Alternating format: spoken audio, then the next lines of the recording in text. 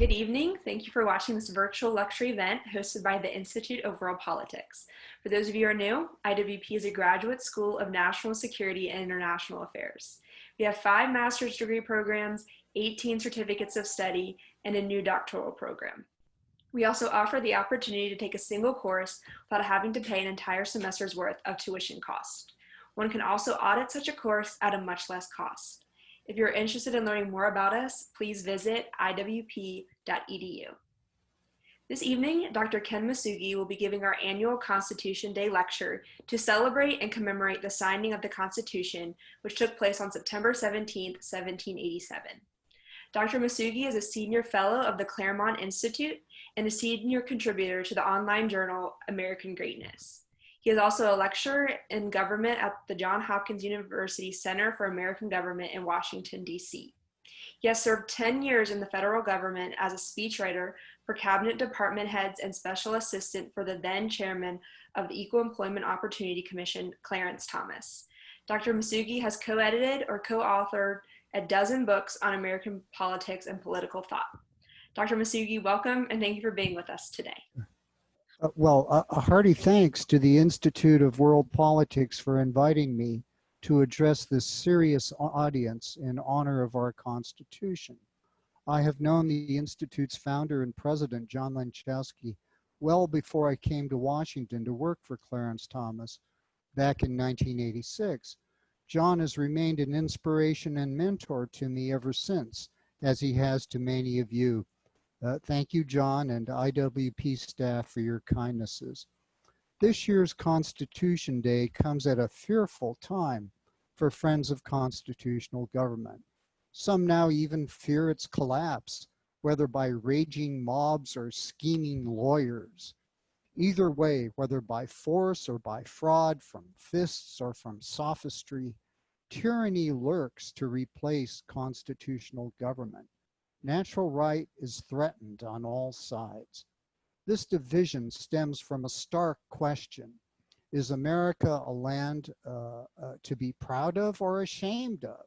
An exceptional nation for its virtues, prosperity, faith, and strength, or an exceptionally evil and hypocritical one for its slavery, materialism, bigotry, and imperialism? Somehow we have woken up, so to speak, in a nation, in a world many of us no longer recognize. We even dispute the evidence of our eyes. Just 2 months ago, mobs threatened the Freedmen's Memorial that you see here. It stands a few miles away from here in Lincoln Park in Northeast Washington, D.C., near the Senate buildings. It may yet disappear one night, never to be seen again in public. But 144 years ago, on April 14th, 1876, that park was packed with an extraordinary crowd for the unveiling of this statue. They had come to honor the recent freeing of slaves in the war and the upcoming centennial of the Declaration of Independence. President Grant and many other political and social luminaries attended, along with thousands of African Americans. The abolitionist orator Frederick Douglass delivered his justly famed and controversial eulogy of Abraham Lincoln.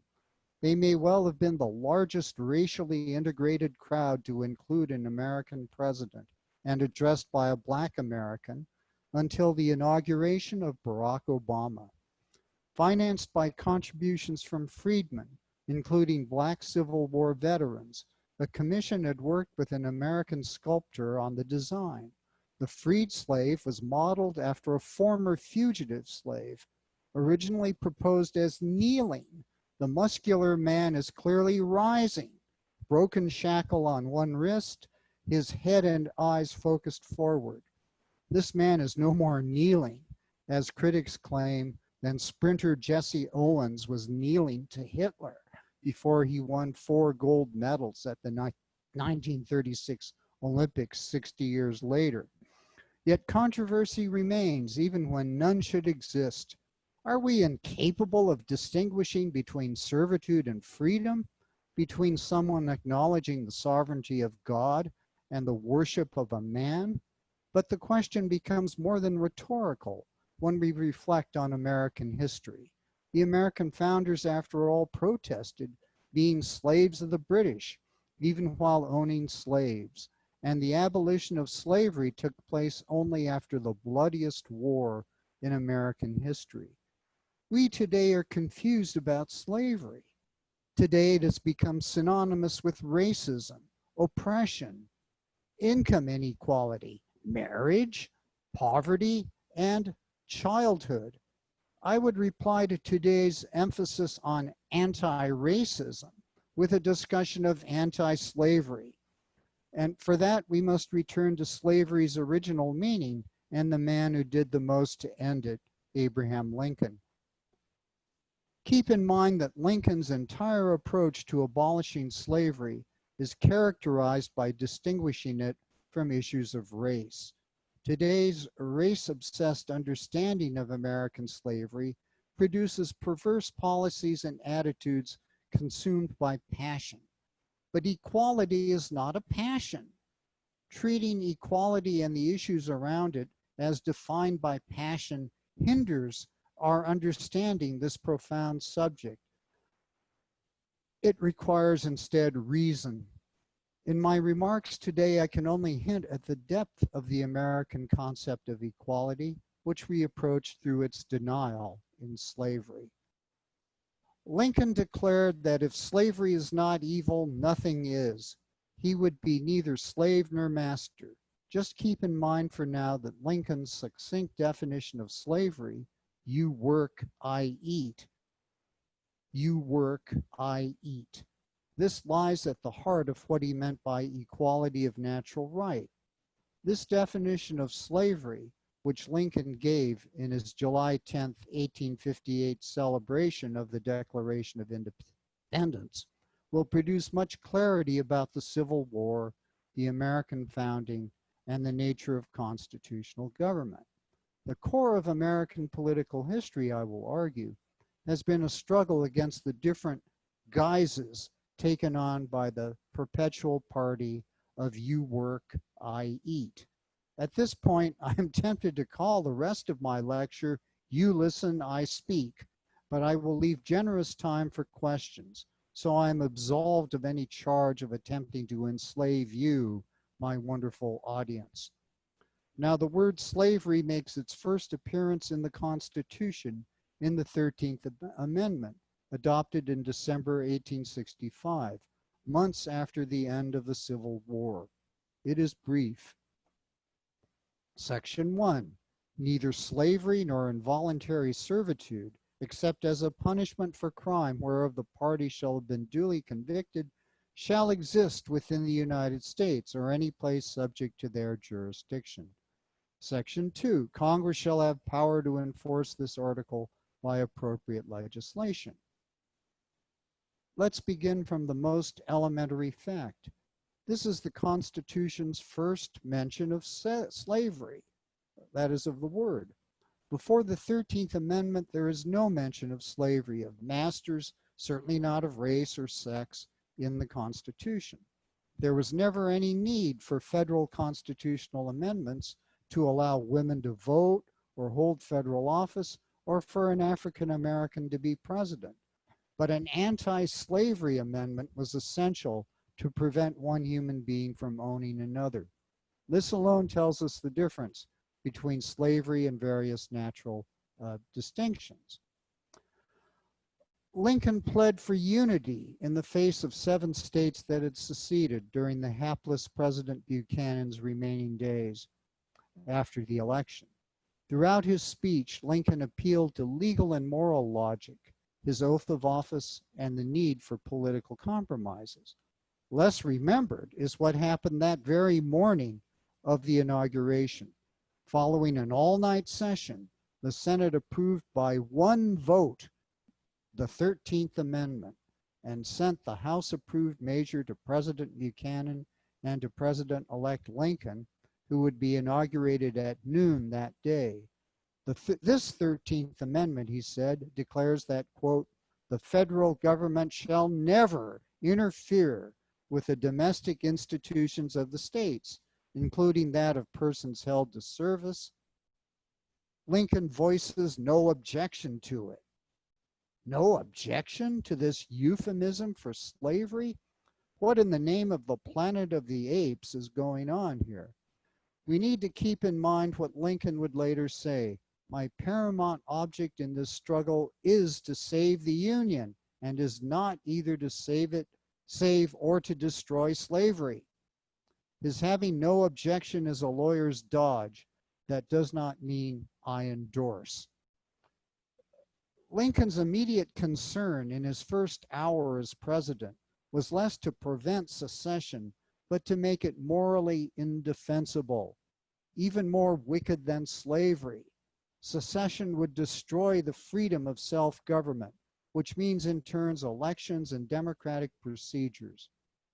Having lost an election, secession is another version of willful self-exertion or tyranny. We see these same passions today, suggesting other anti-constitutional or illegal measures. They are all, like secession, ultimately tyrannical. If one defies a fair majority vote, one is asserting his or her own will over that of one's fellow citizens. We know that the Civil War freed the slaves, and we should also know that Lincoln was not an abolitionist. He constantly reiterated that he wished to put slavery in the course of ultimate extinction. That is, new anti-slavery state by new state, by the forces of trade and industrialization, and above all by calling a morally indifferent nation back to its father's wisdom and moral acuity. In this light, we see that Lincoln's non-objection to the original pro-slavery 13th Amendment was intended to show the country and the whole world how indulgent the North was of the South's demands. The Union is accommodating, the South unreasonable. Secession was unnecessary. The South could have their slaves in peace and perpetuity. Eventually, they might even be compensated for them. If disunion or war came, it would be on account of the South. And the diehards in the South could see through Lincoln's offers, especially the pro-slavery 13th Amendment. They were all throwaway items, like a car salesman's bonus features. The amendment, think of other vanity and seriously proposed constitutional amendments, stood no chance of being ratified by 3/4 of the states, even if the seceding states returned. So when it started, the war was about preserving the Union. Some make Lincoln's later turn to abolition as a contradiction or a sign of his change of heart or electoral calculation. But the only confusion is in the minds of those who don't see what Lincoln knew, that the Union was the only means to the end of eliminating slavery. Unlike many abolitionists who were fine with secession, Lincoln knew it would be not only impossible to eliminate slavery with two separate nations, it would be impossible to maintain any democratic nation. In fact, Lincoln's Civil War statesmanship revolved around the meaning of saving the Union. The meaning of salvation deepens throughout the Civil War, as Americans would later hear in the Gettysburg Address. Lincoln led the nation from first inaugural necessity to the second inaugural fulfillment, from the saving of the integrity, the physical integrity of the nation, to the saving of its soul. All his moral objection to secession applied with even greater political, moral, and religious force to slavery. But of course, there is no second inaugural without a first. The author of the Temperance Address knew full well that a human being is both body and soul. Lincoln saved both the body and the soul of the nation. With this background, let us return to the boldness of the real 13th Amendment, not this bogus one that was passed by Congress by the Senate the day of Lincoln's inauguration.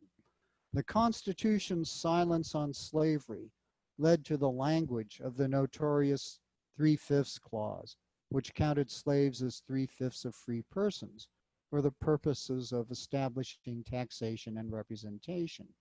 And the Fugitive Slave Clause uses language such as all other persons or person held to service or labor. An even more telling instance of silence on slavery is one of the two unamendable clauses of the Constitution. Congress may not prohibit the slave trade. They used euphemisms for that prior to 1808. And at first opportunity in 1808, Congress passed a law prohibiting the international slave trade and provided the death penalty as punishment. Of course, this action presupposes a legitimate power of Congress to deal with slavery nationally.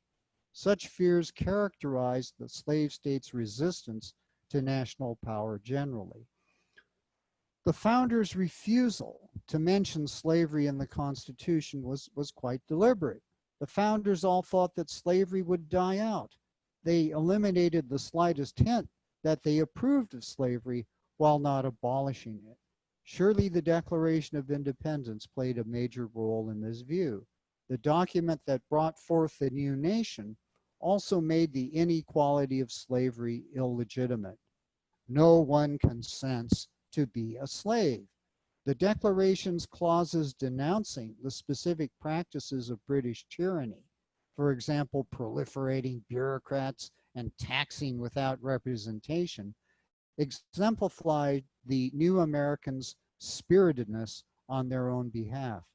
But they did not think through what the legacy of slavery would be. Thus, well into the 19th century, colonization or return to Africa was a perfectly respectable, albeit impractical view of how to deal with America after slavery. But there are other clauses of the original Constitution that raise the slavery issue. Most notable is Article 4, Section 2, the original Privileges and Immunities Clause. The citizens of each state shall be entitled to all privileges and immunities of citizens in the several states. What are those privileges and immunities? Does this mean that a slaveholder could take his slave anywhere in the country? Does this mean a free black citizen retains his rights in a slave state? There were accommodations. When George Washington brought his household slave with him to the Philadelphia Convention, he was under the Pennsylvania law that made a slave free after a limited number of consecutive days of residency. So his personal slave was on a shuttle between Philadelphia and Mount Vernon. The nation divided in the 1850s over the issue of slavery in the territories. The founders held to the standards of the pre-Constitution Northwest Ordinance, which prohibited the introduction of new slaves into the territories and thereby the states formed out of those territories. So those states included Wisconsin, Michigan, Illinois, Indiana, and Ohio.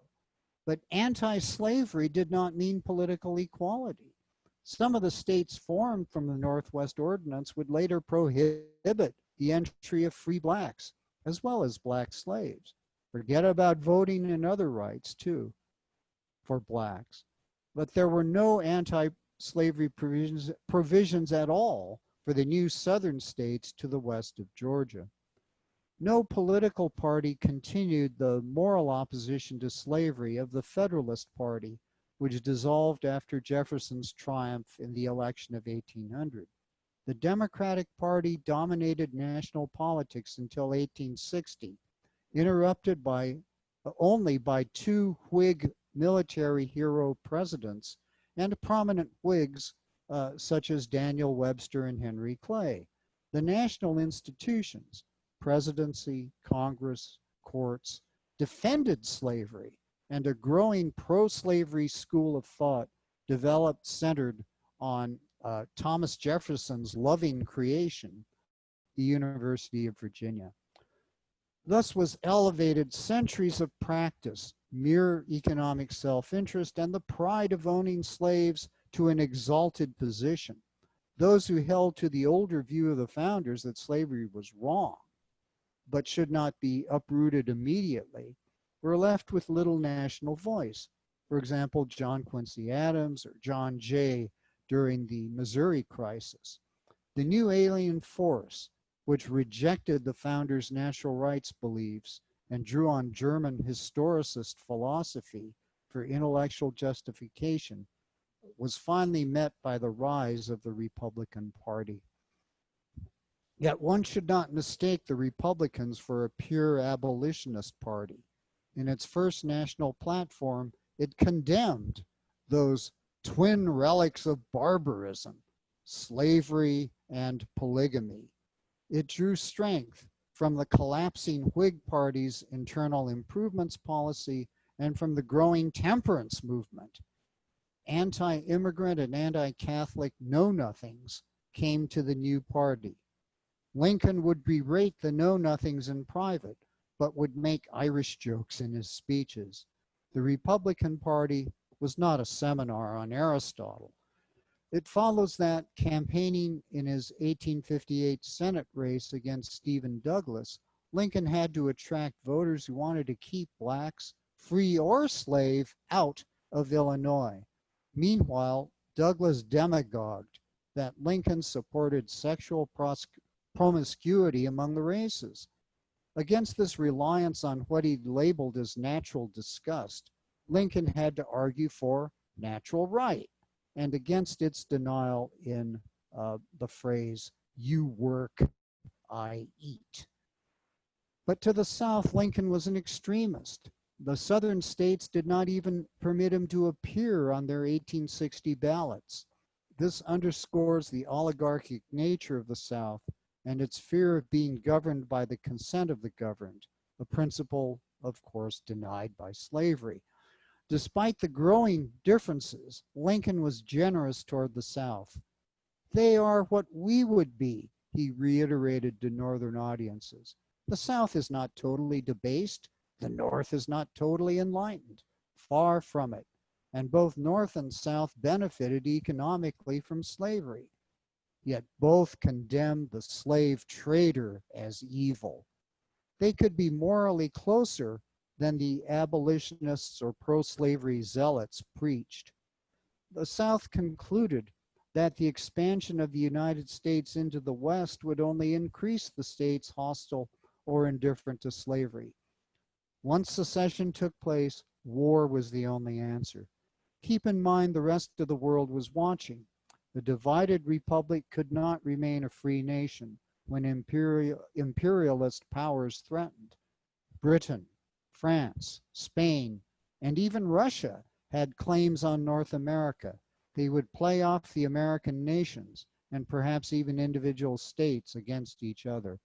In sum, we can say, with political philosopher Harry Jaffa, that the Civil War was Thomas Jefferson arguing with himself, the author of the Declaration of Independence fighting the author of the Kentucky Resolutions, as well as proposer of flawed racial theories.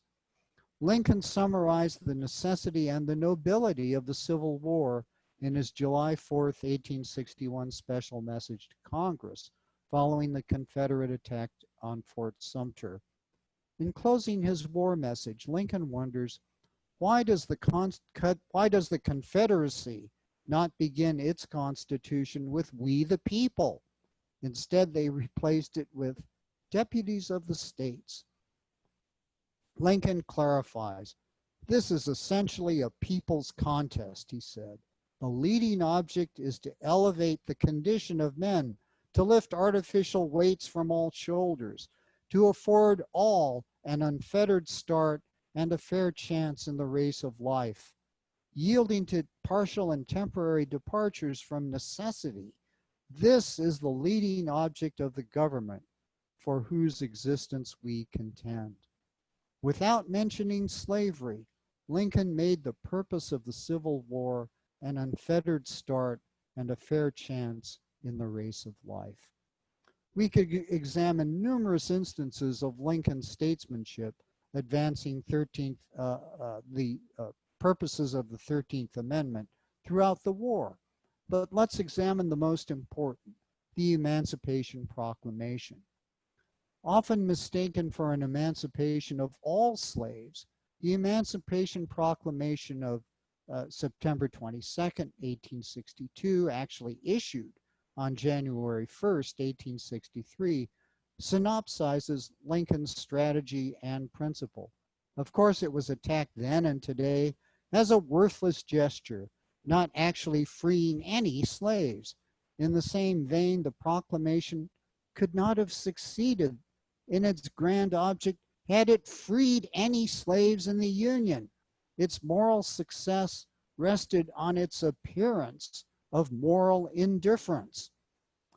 Thus, in an earlier criticism of abolition, Lincoln observed, there are 50,000 bayonets in the Union armies from the border slave states. Might they go over to the rebels?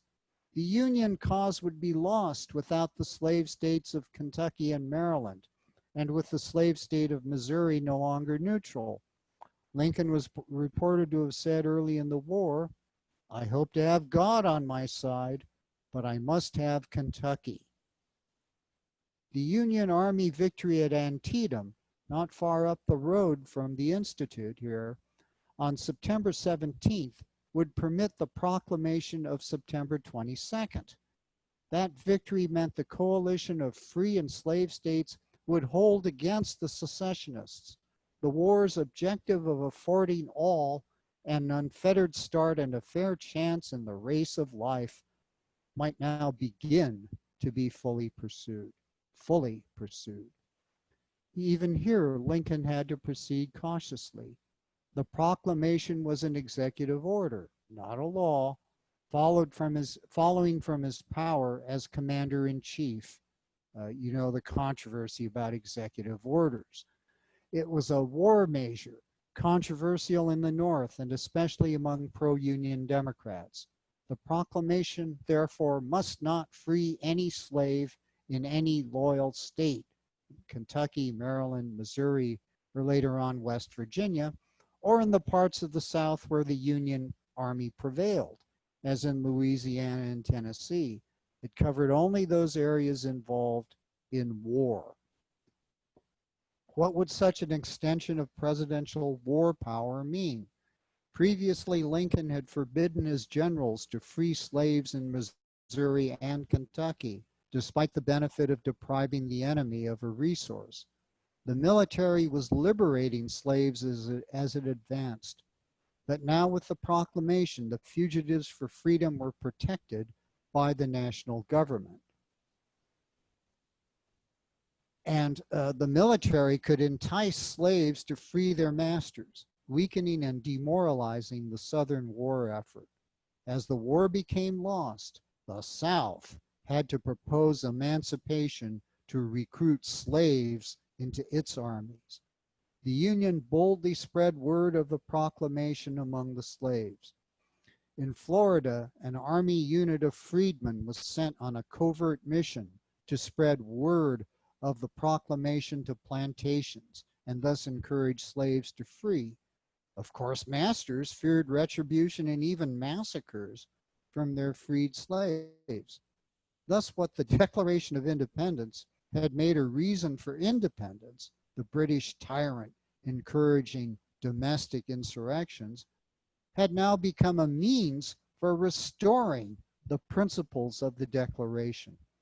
To understand America, we need to grasp the reason behind seeming contradictions and to see the ultimate purpose. The South reacted as might be expected for those being threatened by death from their slaves. They executed captured black soldiers and their white officers. On April 18, 1864, Lincoln eloquently protested the Fort Pillow massacre of 300 black soldiers and their white officers. He had introduced black soldiers into Union ranks, and for that, he said, in appealing to the consciences of his Maryland audience, I am responsible for it to the American people, to the Christian world, to history, and on my final account to God.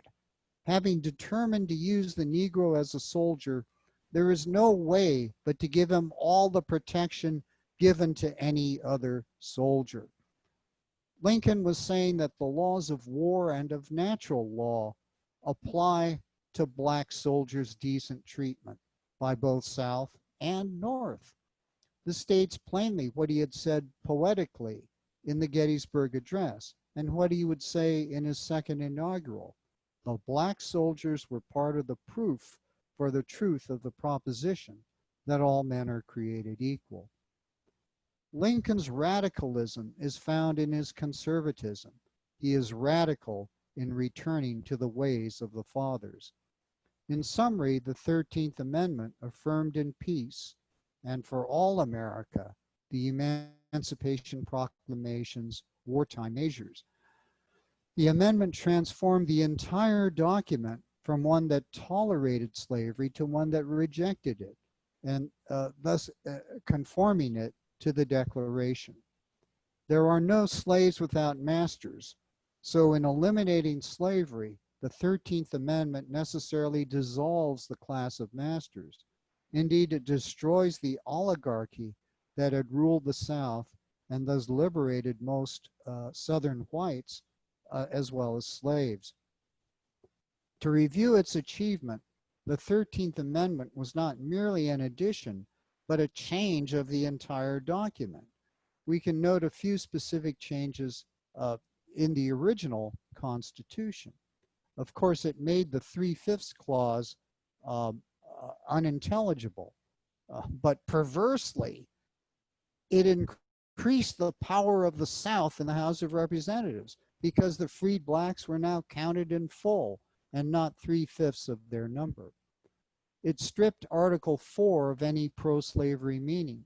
There is no privilege or immunity of slaveholders to take their property where they wished. And finally, Article 4's guarantee of Republican government to the states is free of any implication of slavery. The ambiguities, even contradictions of the Constitution are now resolved in favor of the framers' intentions. In other words, we now read the original Constitution in light of the Declaration of Independence as the framers intended. This justifies their original decision to omit the word slave in the document. Because we know about the failures of Reconstruction and the narrow interpretations given the Civil War amendments, we fail to appreciate the revolution the 13th Amendment inaugurated. We know what Lincoln wanted out of the 13th Amendment he fought for when we examine his Reconstruction policies in Louisiana, in which he supports the vote for, quote, the very intelligent freedmen and for black veterans. Surely this is right for some blacks, which Lincoln never previously supported. It would have improved the standing of poor whites as well, assuming you could never give to blacks what whites themselves lacked. By contrast with the 14th Amendment, the 13th displays a simplicity, its reliance on Congress and the consent of the governed expressed through their elections. This means the rejection of slavery should be reaffirmed by the electorate.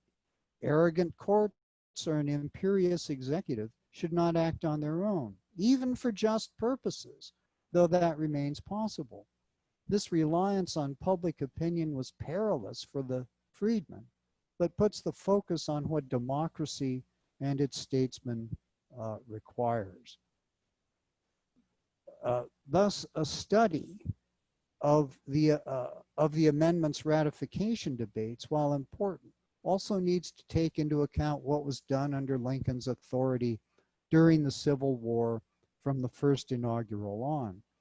More than the splendor of the Gettysburg Address, this prelude to the 13th Amendment features heroes ranging from the unappreciated President Grant, generals, ordinary soldiers and citizens, black and white, and crafty politicians, including the craftiest one of all, President Lincoln. The welcome adoptions of the 14th and 15th Amendments do not make the 13th superfluous. In fact, the contested language of the 14th, privileges and immunities, due process, equal protection, is strengthened by the 13th Amendment's abolition of slavery, which includes slavery's badges and incidents. We see this strength in the passage over President Andrew Johnson's veto of the Civil Rights Act of 1866, which still remains the law of the land. This protection of equal rights in law enforcement and contracts for black and white was constitutional under the 13th Amendment. Now, in 1896, 30 years after the passage of this law, Justice Harlan's famous colorblind Constitution dissent in the railway segregation case of Plessy v. Ferguson deepens this interpretation of a robust 13th Amendment.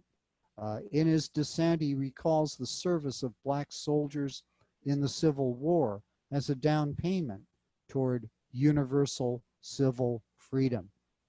In famously declaring the Constitution to be colorblind, Harlan pointed out the full meaning of the 13th Amendment. It not only struck down the institution of slavery as previously existing in the United States, but, he went on, it prevents the imposition of any burdens or disabilities that constitute badges of slavery or servitude. It decreed universal civil freedom in this country. That is, each American, black or white, owns himself in the language of John Locke. This, of course, leads logically to equal Republican citizenship. That would be in line with Harlan's closing argument against the Louisiana segregation law, incompatibility with the Republican guarantee to the states of the original Constitution. Harlan's concluding emphasis on equal Republican rights for all hits the mark. He would return to the Declaration for interpretation of the 13th Amendment. Today, Lincoln's definition of slavery, you work, I eat, should ring in our ears to remind us of the core meaning of the 13th Amendment and thereby of the meaning of the Declaration and of America. Now, how did this change take place from Lincoln's view of equality to the anti-racism cacophony we hear today? In sum, the great shift took place in two stages. First, with progressive Woodrow Wilson's unique attack on the Declaration as an outdated, individualistic document. That didn't work. A far more clever president, Franklin Roosevelt, instead reinterpreted the Declaration. Replacing Lincoln's equality of natural rights, FDR redefined the Declaration to be a guarantee of socialized security. Such an indeterminate goal sets no limit to what government can do for that overriding psychological purpose. FDR replaced the old Lockean social contract with a new contract between government and the governed. And to emphasize his seriousness, he condemned as a fascist anyone who criticized this guarantee of unlimited government. Anyone who is shocked should read his 1944 State of the Union address, often known as his second Bill of Rights speech. Let me conclude now with the following thoughts. The equality of the American founding often makes people think this means that differences we all can see aren't real. Watching football teaches us that. But everyone acknowledges the injustice of you work, I eat. Lincoln pointed out this meant that all people acknowledge natural right. Slavery twists the soul of the master, whether in an individual or a mob. Earlier generations saw this too in innumerable ways. George Washington's disgust at seeing household slaves who bore the facial features of the master. Richard Johnson of Kentucky, Martin Van Buren's vice president, wanted his daughters from his common law slave wife to be admitted into white society, but their father's love could not give his daughters legal protection. "Here comes my friend Douglas," Lincoln announced as he saw Frederick Douglass enter the White House. "If we berate America for its worst racial injustices, we must hail the nation for producing the strongest souls and its best friendships. These are the inequalities that make clear a deeper, more fundamental equality." So I close with Flannery O'Connor, one of America's profoundest storytellers about race, precisely because she transcends the cliches we find ourselves plagued with. In her 1965 short story, All That Rises Must Converge, not that other short story, she presents us with a vain mother who boasts of her grandfather's plantation of 200 slaves, and the mother's even more preposterous progressive son who desperately tries to meet Black professionals on newly integrated buses and then fantasizes about introducing his mother to a Black fiancé. Revelation literally strikes them both, but too late. Now, before the 13th Amendment, peoples of all races owned Black slaves. The whole nation prospered and suffered from slavery. As we celebrate the Constitution, we should not forget this injustice. Yet justice is not the whole of life. This is why Aristotle and Jesus make friendship a higher virtue. We achieve a civic friendship, that is patriotism, our devotion of equality, when we together celebrate our common political past and its achievements, as we do on Constitution Day. Thanks very much. I look forward to your questions. Thank you, Dr. Masugi. So yeah, now we're going to transition to a Q&A. So if you have a question, please feel free to comment in the Q&A portal at the bottom of your screen. So we do have a few questions here. The first one is, bearing in mind the official title of your lecture, as you undoubtedly already know, the Union's strategic victory at Antietam is credited for making it feasible for Lincoln to issue the Emancipation Proclamation. In your professional opinion, is there also a direct cause and effect between Antietam and the 13th Amendment? Thank you.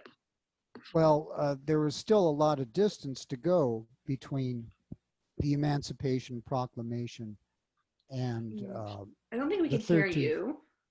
Excuse me? What's that? There's a distance between the Emancipation Proclamation and the 13th Amendment, even though both freed slaves. But Lincoln I don't think feared— we can hear you still. You can't hear me. I don't, here, let me turn off my mic. Okay, can you hear me now? Well, here, No. I don't know what they do. I don't think I touched anything. Let me go. Okay, so exit full apparently screen. everyone can hear Can you you hear but me now? me. So, yeah, so if you just want to go answer that question and then Sure. maybe.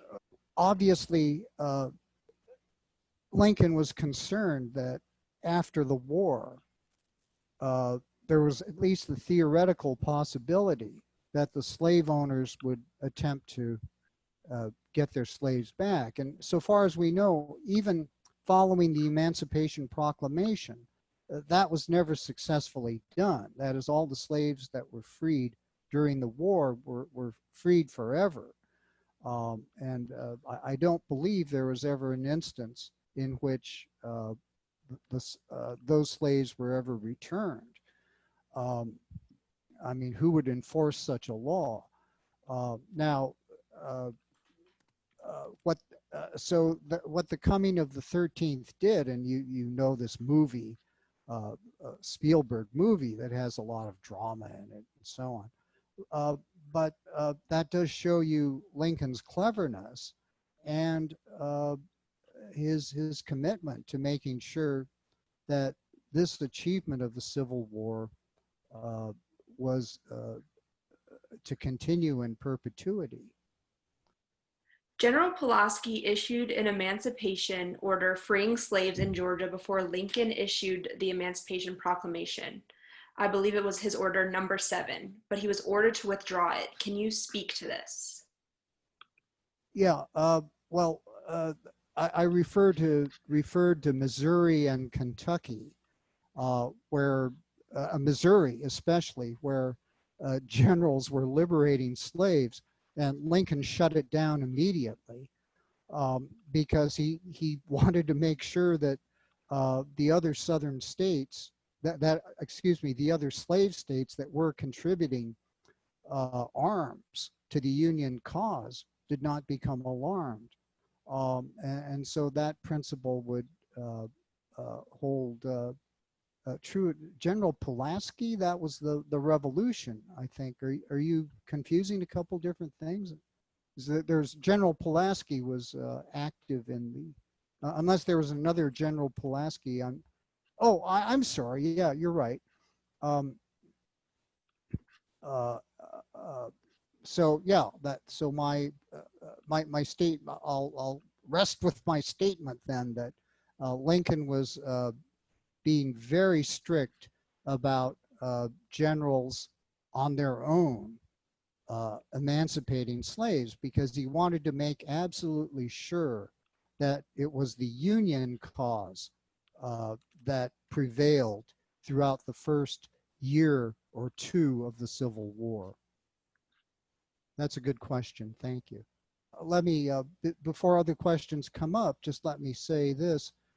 Uh, the great problem with the discussion of race today, I heard this man, Kendry, who's published this book, Anti-Racism. And I think that it just contributes confusion.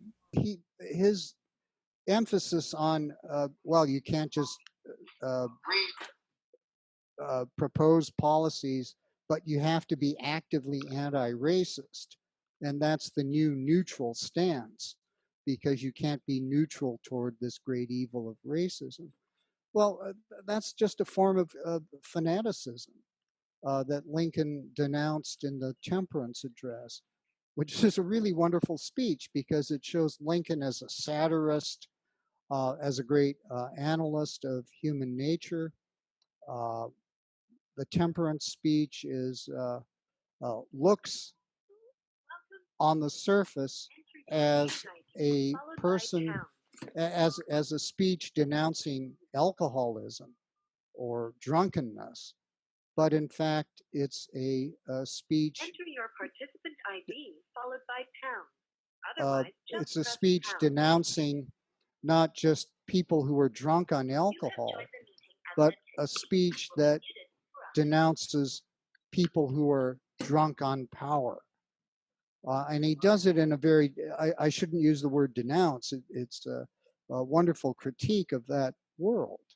And ultimately, it's a world of that's as totalitarian, tyrannical as the tyranny of alcoholism, or tyranny to slavery, or tyranny to abolition that the promoters of this wish to support.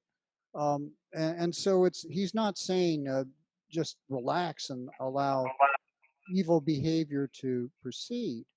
He's not saying that, uh, but Lincoln is saying uh, you have to use reason and not passion in order to combat these fierce political passions of the day that lead to suppression of a fanatical suppression of alcohol uh, or fanaticism regarding support for slavery or opposition to slavery, because even the best motives, the best causes, can lead to fanaticism. John Brown would be one example. Uh,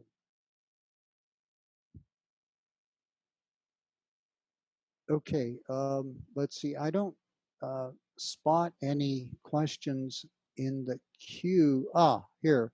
What is the logic of applying the 14th Amendment to immigrants today? This is particularly when the 14th Amendment was clearly meant for former slaves and their children. Yeah, well, that was one point I was making by preferring the 13th Amendment. I don't, not an enemy of the 14th Amendment, but I think it confuses a lot of different things. I think the key moral struggle that Americans have is the issue of slavery. Um, and as I tried to point out, Lincoln throughout the war differentiated between slavery and race. Um, And what the 14th Amendment does in kind of a sloppy way is that it makes all of these different categories equal. And as the questioner points out, yeah, it was intended, the 14th Amendment, for uh, primarily for the sake of the former slaves. Um, and but the wording would make it apply to everyone, and not just immigrants being singled out, but that immigrants are included, women, children. What is left out by the Equal Protection Clause? Um, well, presumably non-humans, but some serious scholars have argued that the Equal Protection Clause includes subhumans, that is, orangutans, any animal with sentient feelings. Uh, and that clearly goes too far. I mean, that I have no objection to people who want to raise such issues involving animals or children or women, uh, but whether there ought to be constitutional mandates enforceable by the courts, that is a great question.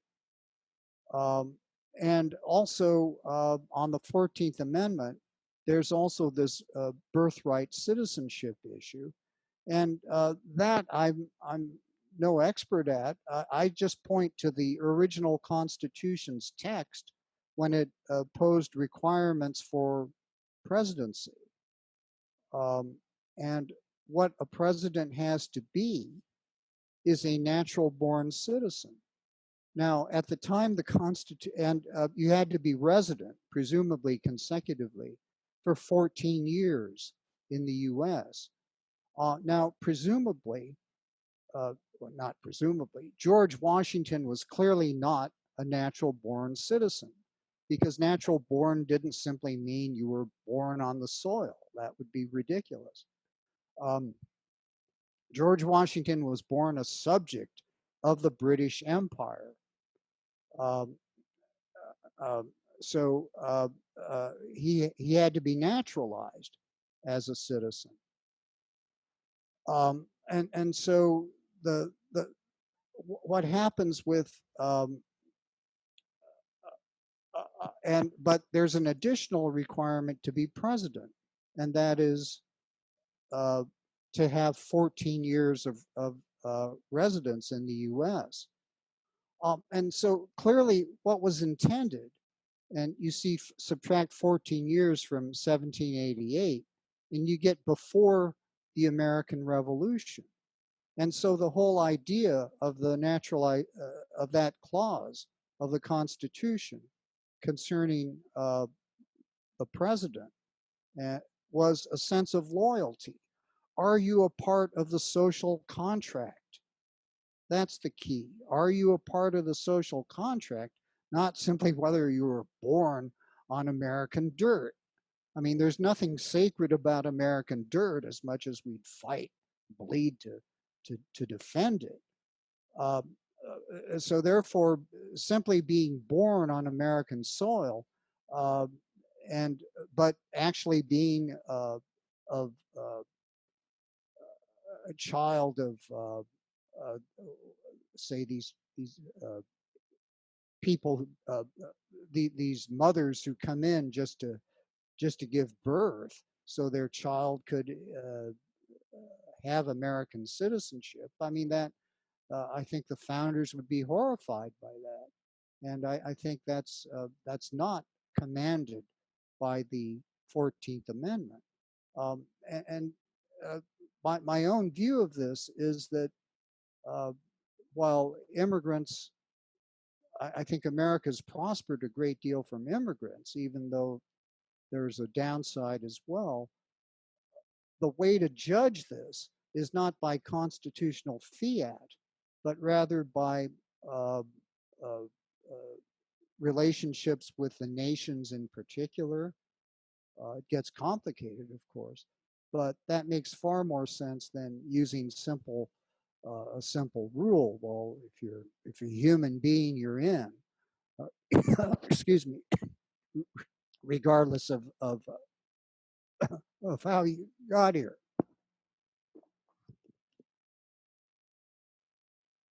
Excuse me. So I hope that answered your question. Let's see. I'll take another question here. Um, can you explain again why Abraham Lincoln did not just say no and outlaw slavery? Well, here in brief, uh, uh, Lincoln had no political legal authority to do such a thing. I mean, we think of presidents today, especially following Franklin Roosevelt, that president, if the president wants something, he gets it. Um, well, that's not the case. As much as presidents like to look at the world that way, and it's fortunate that we have a constitution of separated powers. Um, Now, there are executive orders which make it appear as though presidents can do whatever they want, but in fact, they're limited. They are limited. Um, uh, and But even there, it's a very dangerous situation because even when President Trump withdrew the Obama's executive order on Iran, still Obama's executive order created certain rights with people, and are those wiped out by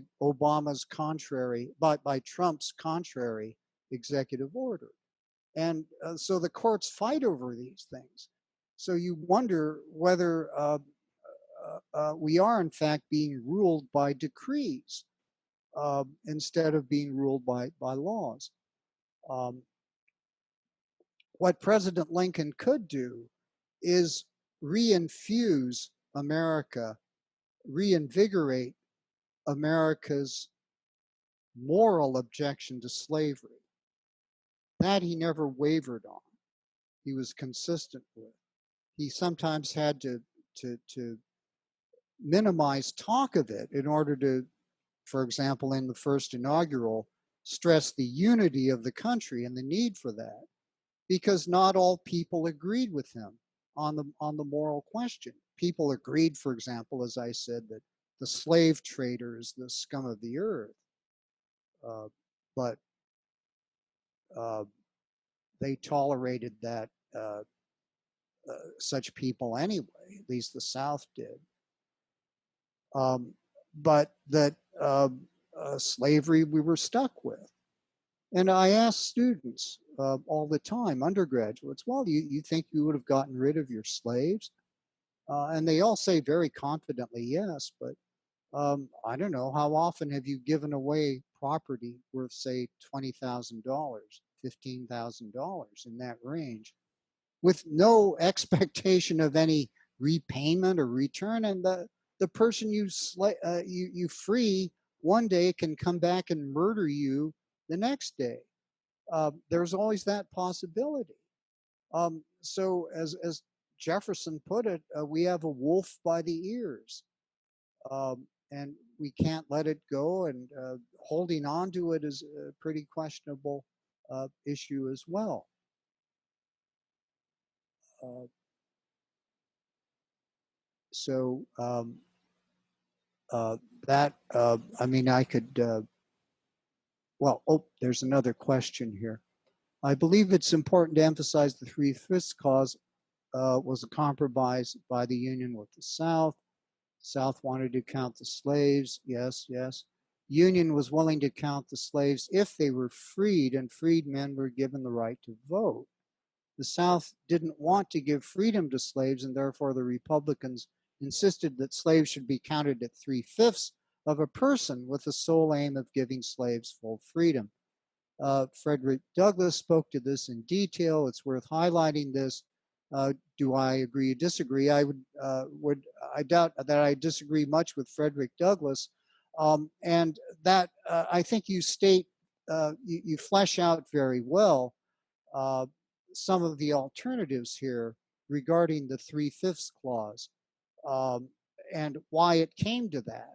Obviously, it would have been better to uh, have them counted not at all. But remember, it wasn't simply for the purpose of political representation. It was also for taxation. So the whole Union would benefit from more tax money coming out of the South. Uh, but it would also be, they wouldn't want to give the South more political power.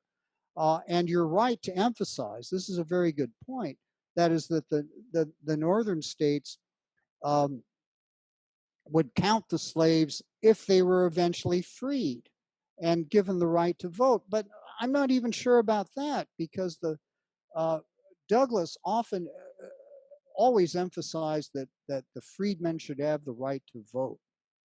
That wasn't automatic, though. And so it's not automatic that that would have been the case.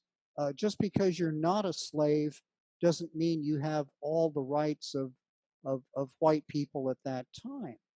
Um, Now, in some of the northern states, that was the case. You read the dissent in the Dred Scott case, it's perfectly clear that there were blacks had significant political rights who were in the North. Um, so that's a possibility, but um, and so they struck a deal. I mean, they created this number, 3/5, and and that's one way to look at it. By the way, they're really fascinating abolitionist interpretations of the Constitution. Lysander Spooner, a kind of anarchist, had these ingenious interpretations of various obscure clauses of the Constitution. And they make perfect sense if you assume that, excuse me, every time person is mentioned, you could substitute uh, a, a black person, free or slave. And then you turn the Constitution into an instrument for liberation. Um, and Frederick Douglass at first thought, this is nonsense. And then he was finally persuaded, oh, this does make a great deal of sense. Clarence Thomas wrote an article about this in the Howard Law Journal back in the 1980s. You can look that one up. He goes through Frederick Douglass and his thinking at that time. But thank you for raising that question. And I guess if there are no more questions, we can just cut it off here. I'm told I'm supposed to end shortly after 6. So unless there are other questions, and I guess Hannah can give me a signal and we can. Can you hear me okay? Yes, fine. Okay. Sorry about that. I think there were some technical difficulties on my end, but I appreciate you taking the helm with the Q&A. But yeah, so it's fine. I would just like to thank Dr. Masugi for joining us today and all of you who tuned in here on Zoom and Facebook.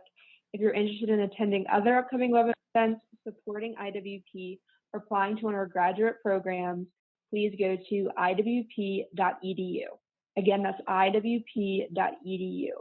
Thanks again, everyone, and have a great evening. Yeah, bye. Thank you.